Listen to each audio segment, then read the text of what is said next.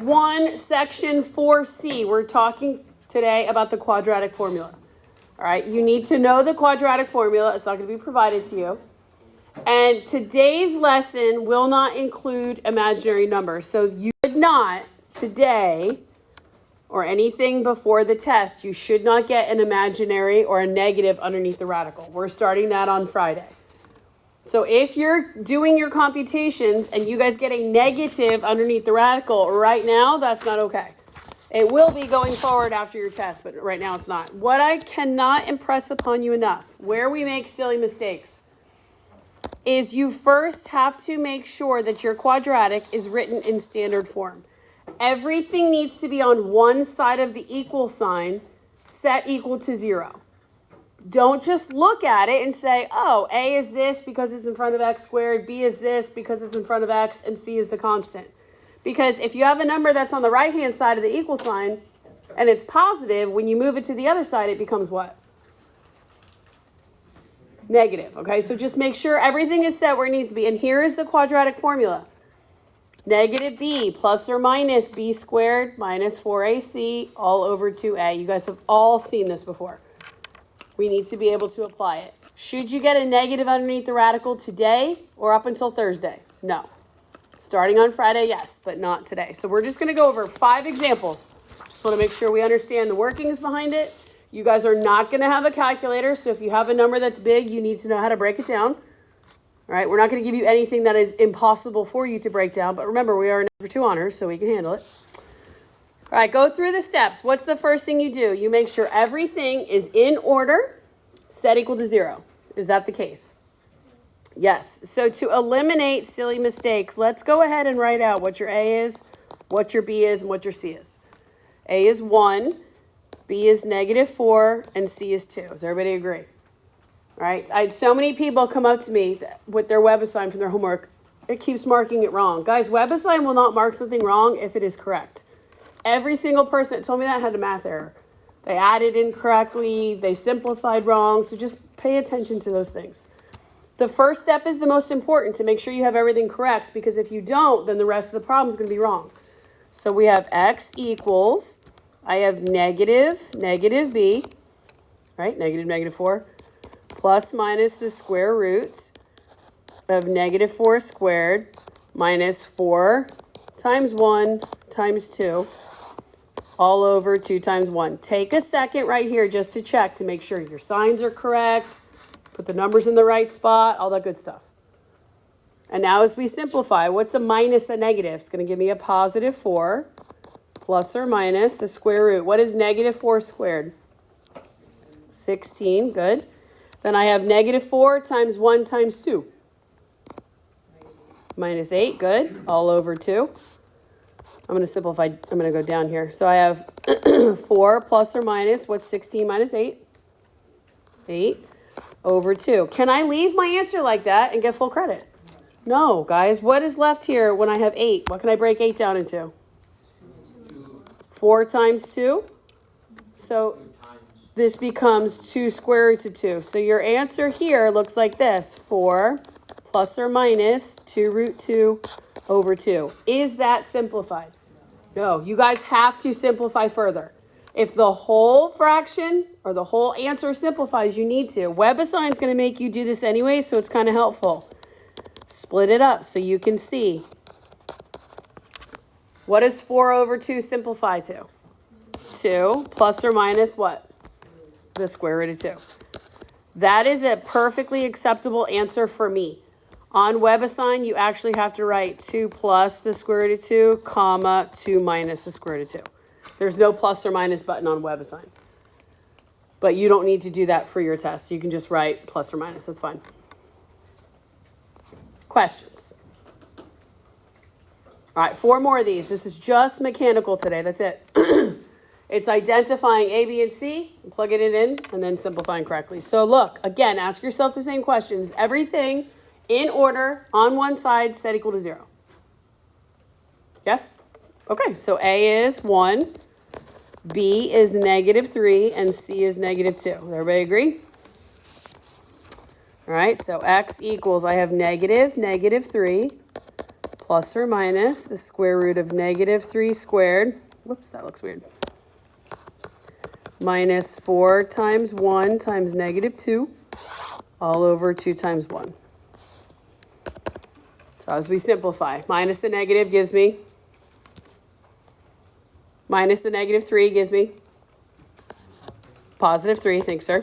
Plus or minus, what's negative 3 squared? 9. What's negative 4 times 1 times negative 2? Plus 8 over 2, perfect. Simplify a little more. 3 plus or minus the square root of 17 over 2. Does that simplify anymore? No. Some of you are like, well, I don't know, can it? If you need to, go ahead and say, okay, I have 3 over 2 plus or minus the square root of 17 over 2. You can clearly see that nothing will cancel. This is what WebAssign wants. I'm fine with this. If you can break down a radical, you have to break down a radical. Some of you didn't do that on your quiz. If there's a radical in the denominator, do we ever leave it there? No. Some of you guys left it like that on the quiz. Plus or minus means there's how many answers? 2. Some of you only gave me 1 of them. So like little stuff like that, we've really got to start paying attention to. All right, how's 3 a tad bit different? There's fractions. What else? Salt and standard form. We don't have everything on one side. If I were you, I know some of you are going to want to do everything at one time. It's personal preference. I'm going to go ahead and move the 3 over first. Make sure everything's set equal to 0. Because I see that my C term is not positive 3, it's actually negative 3. Now, you're welcome to deal with fractions. You want to throw 2/3 and 1/4 into the quadratic formula? Have a day, guys. I don't think that's the best idea. What do you think we should multiply this whole thing by? Why 12? That would be your common denominator. Good. We're going to get rid of all the denominators. So think about this. If I multiply right here, what's 12 times 2? 24 divided by 3 is, so 8x squared. Now I say 12 times 1. 12 divided by 4 is, so minus 3x. And then I have 12 times negative 3. Negative 36. Are we in standard form? We have all whole numbers. Everything's on the left side set equal to 0. Yes. So A equals 8. B equals negative 3, and C equals negative 36. This is the hardest problem on this lesson, and it has absolutely nothing to do with Algebra 2 concepts. It has to do with breaking down a radical, which we've been doing, guys. We've been reviewing since the second day of school. We've got to be able to do this. So when I plug this into my quadratic, excuse me, I have negative 3 plus or minus my b squared, negative 3, minus 4 times 8 times negative 36 all over 2 times a, which is 8. Everybody with me? So as we simplify, minus the negative 3 is just going to give me positive, plus or minus, what's negative 3 squared? Negative 3 squared, guys. 9, okay? And then I have negative 4 times 8, which is negative 32, times negative 36. What does that give you? Write it down. Don't do it in your phone. Write it down, because you might have something like that where you have to multiply 2-digit numbers. What do you get?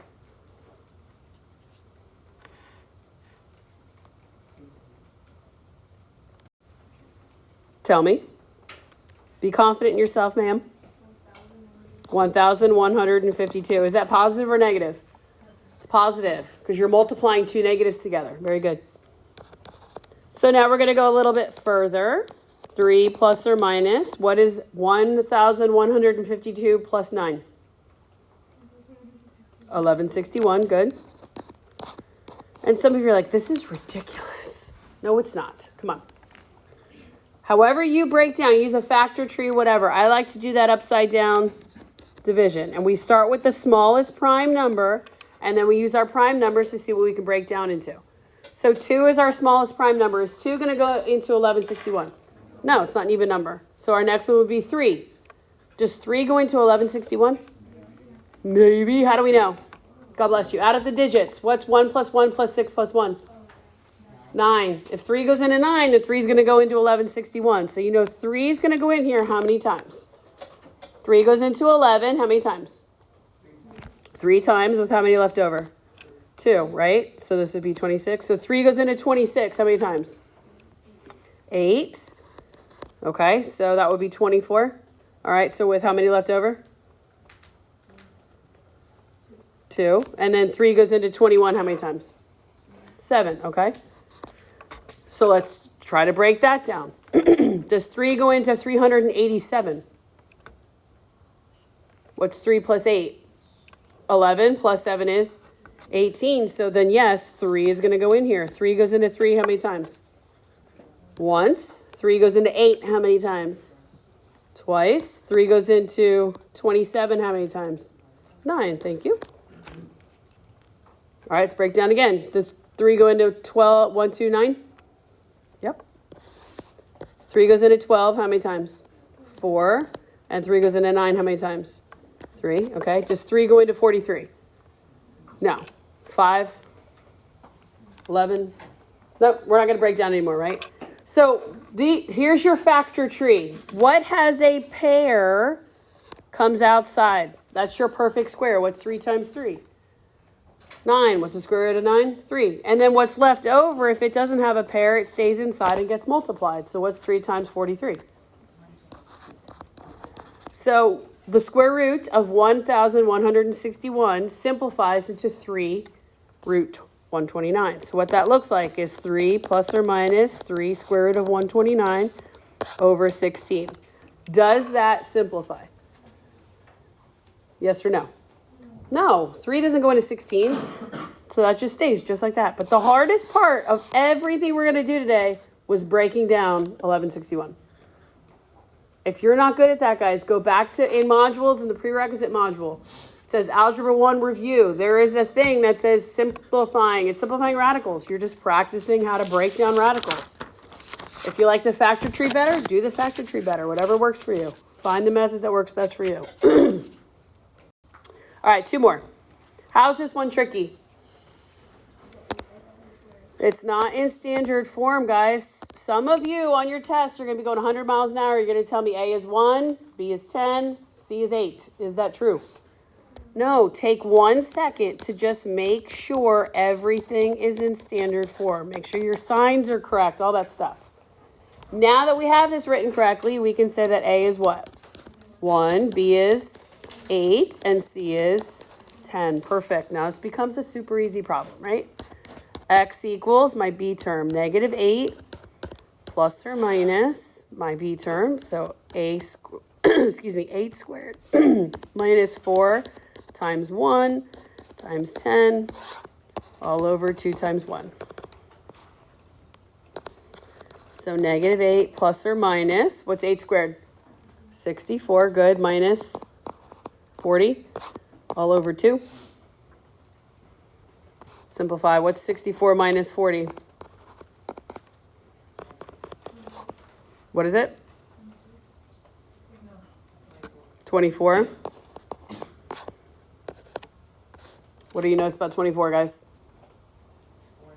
Yep. We can break this down into 4 times 6. So this becomes 2 root 6. So it's negative 8 plus or minus 2 square roots of 6 over 2. Does this simplify?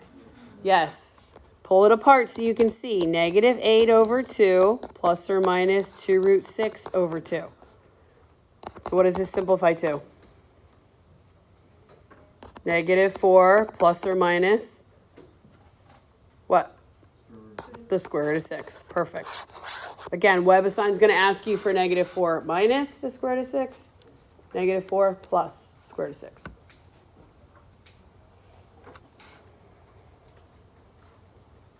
Let's just say you had an answer like this. This is an example.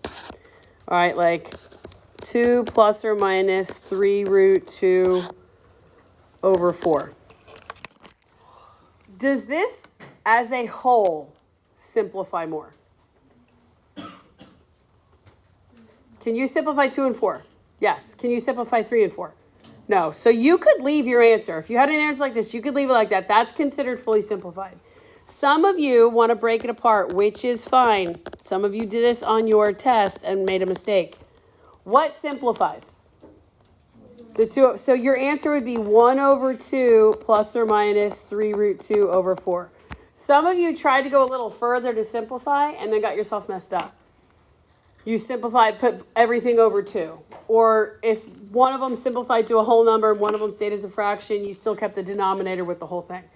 If the entire numerator does not simplify with the denominator, just leave it. Some of you try to get fancy and then mess up. Do you see here how these all have something in common? That's why you have to simplify. But if they don't all have something in common, you don't have to. So just pay attention to that. All right, last one, and then we're done. Can you guys look at this and identify what A, B, and C are? No. So we have to simplify this, guys. I had several people do this on your test. X plus 6 quantity squared does not equal this. You cannot distribute over a plus or a minus sign. If it was multiplied, absolutely, but you can't do that. That's against math rules. X plus 6 quantity squared means x plus 6 times x plus 6. Those are two very different things. As soon as somebody did that on your test, if it was a 10-point question, we took off like 8 points. That's like super bad math. You need to understand what quantity squared means, guys. So you have to actually multiply this out. This is x squared plus 6x plus 6x plus 36 equals negative 2x. So you would only give the 2 to both of them if the x and the 6 were multiplied? You cannot distribute exponents over a plus or minus sign. All right, so when we simplify, we have x squared plus 12x plus 36 equals negative 2x. And then what do I have to do with that negative 2x? I have to add it to both sides. Remember, we have to have everything in standard form on one side of the equal sign set equal to 0. So you've got to do some cleaning up on here before you can even attempt the quadratic formula. Everybody see how we got to where we are now? Now can you clearly identify your A term, your B term, and your C term? And then we throw it in the formula. X equals negative B, so negative 14 plus or minus the square root of 14 squared minus 4 times A times C, so 1 times 36 over 2 times 1. Negative 14 plus or minus. Some of you know your perfect square is up to 20. Some of you don't. If you don't, write down 14 times 14 and multiply it. But what is 14 squared? 196, good. Minus, what's 4 times 1 times 36? What is it? 144, okay. All over 2. Simplify a little more. Negative 14 plus or minus, so it's 196 minus 144. What is it? 52 over 2. And then can we break down 52? Okay, start with your smallest prime number, which is 2. Does 2 go into 52? How many times? 26, okay. Does 2 go into 26? How many times? 13. Is anything going to go into 13? So what's the perfect square that you can pull out of there? 2, square root of 13, perfect. So I have negative 14 plus or minus 2 square root of... Can I simplify that more, guys? Yes. Negative 14 over 2 plus or minus 2 square root of 13 over 2. So my final answer is x equals... What kind of 7? Negative 7 plus or minus the square root of 13. Perfect. And that's it. So for the next 2 days, we are going to be reviewing. I took down the review that was there. I added some quadratic problems just to make sure that that was there for you as well to practice. There's also a class kick that I'm going to work out and post all the solutions for. So for the next 2 days, that's all we're going to do is just review. So look at the questions and say, hey, can you help me with this one? I have a question about that. I need you guys to ask questions. All right, your test is going to be on Thursday. And like Luke asked, some are going to say solve. And then some are going to say solve by. So you're going to have to read the directions and do what it says. If it just says solve, do what you want. But try to factor first. Some of you just went through and did completing the square on every problem and didn't finish. If you can factor first because it's the quickest. Sure. Go ahead, Priscilla. Yeah.